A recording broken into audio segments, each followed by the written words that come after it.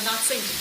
Sir, मैं आपसे ये समझना चाहूंगी, ये कहा जाता है ना कि दिल्ली का रास्ता जो है वो यूपी से निकलता है, लेकिन यूपी अगर खुला लखनऊ मेन है, आप लखनऊ में इस वक्त मौजूद हैं, खुद यहाँ से सांसद हैं, इस बार क्या माहौल लग रहा है आपको? लखनऊ में सभी संसदीय विधानसभा क्षेत्रों में भारतीय जनता पार्टी को विजय हासिल हो रही है। लेकिन अखिलेश जी तो कह रहे हैं कि 400 सीटें आ रही हैं उनकी। हाँ, वो तो पिछली बार भी 2017 के चुनाव में भी यही कहा था उन्होंने, जो 2017 के चुनाव में उन्होंने कहा था वही 2022 के चुनाव में भी वो कह रहे हैं, इसलिए उस पर भरोसा मत कीजिए। लेकिन विपक्ष ये भी कह रहा है कि बीजेपी की सरकार जब से आई है तो भेदभाव बहुत ज्यादा हो गया है, हिंदू मुस्लिम 80-20 जो खुद योगी जी कह रहे हैं। बहुत ही दुर्भाग्यपूर्ण है कि पोलराइजेशन की पॉलिटिक्स करने वाली जो राजनीतिक पार्टियां हैं, वो समाजवादी पार्टी है, कांग्रेस है, बहुजन समाज पार्टी है।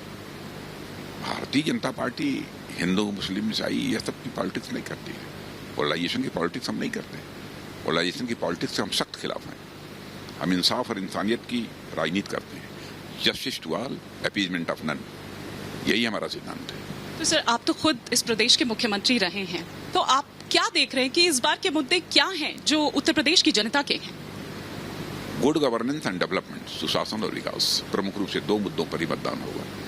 और भारतीय जनता पार्टी वो लोग मानते हैं कि इससे हिंदुस्तान की गुड गवर्नेंस और डेवलपमेंट के मामले में, यानी सुशासन और विकास के मामले में अव्वल पार्टी यदि कोई है तो Bharatiya Janata party. Sir, BJP ये मुद्दा भी जोर शोर से उठाती रही है कि लॉ एंड ऑर्डर जो एक बड़ा मुद्दा बनाया हुआ है, लेकिन विपक्ष बार बार ये चीजें उठा रहा है कि हाथरस जैसा मामला यहाँ पर हो जाता है, लखीमपुर जैसा मामला यहाँ पर हो जाता है, ओवैसी साहब पर यहाँ पर अटैक हो जाता है।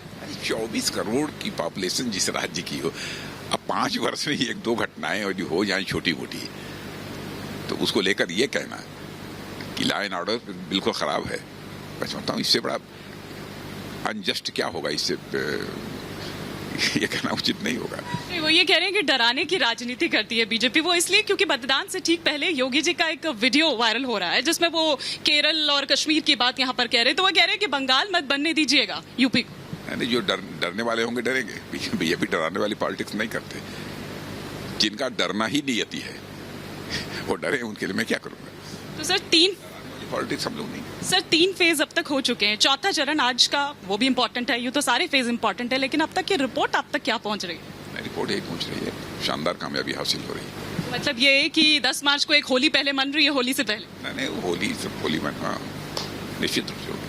वो सर, लास्ट क्वेश्चन, क्योंकि मैंने इसलिए पूछा क्योंकि जो पहला फेज रहा है, खासतौर पर अगर हम बात करें तो वो पश्चिमी बेल्ट और किसान ये बताया जा रहा था जिस तरह से नाराज थे, तो आपको लगता है कि कुछ नुकसान हो सकता है या कुछ ऐसी रिपोर्ट्स जो मिल रही हो आपको? नहीं, जो आंदोलन में भी शामिल लोग थे वो लोग इस समय खुश हैं, क्योंकि जिस संवेदनशीलता का परिचय दिया है हमारे प्रधानमंत्री ने तीनों कृषि कानूनों को वापस कराकर, उसकी हृदय से लोग सराहना कर रहे हैं। अब ऊपर से बोलें अथवा न बोलें, क्योंकि शासक बराबर एक सेवक के रूप में अपनी उसकी भूमिका निभानी चाहिए, वह अहंकार शून्य होना चाहिए, और इसका परिचय यदि किसी ने दिया है तो हमारे प्रधानमंत्री मोदी जी ने।